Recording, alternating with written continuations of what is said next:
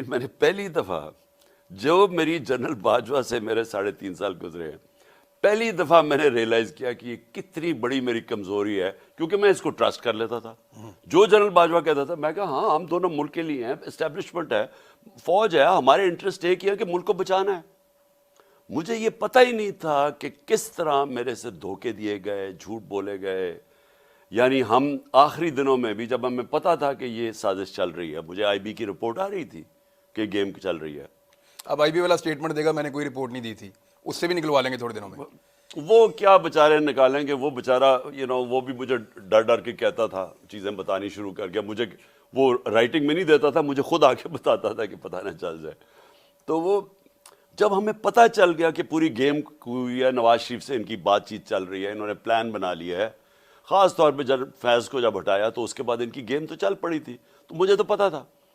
میں جب جنرل باجوہ سے پوچھوں، ہو ہی نہیں سکتا، ہم تو کنٹینیوٹی چاہتے ہیں، ہمیں تو یہ.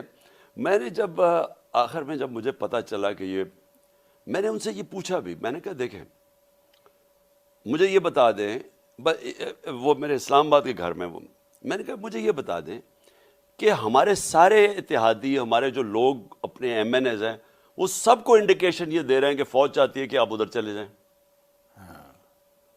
تو میں نے، اور وہ ہمیں کہہ رہے ہیں کہ، اور آپ ہمیں کہہ رہے ہیں کہ نہیں ہم نیوٹرل ہیں، وہ ہمیں کہہ رہے ہیں کہ ادھر چلے جائیں. ایم کیو ایم کے لوگوں نے ہمیں چپے دبی دبے لفظوں میں ساروں نے کہا. وہ بیت تو کنٹرول میں ہی ان کے تھی، وہ شزان بگتی تو ان کے بغیر ہلتا ہی نہیں تھا.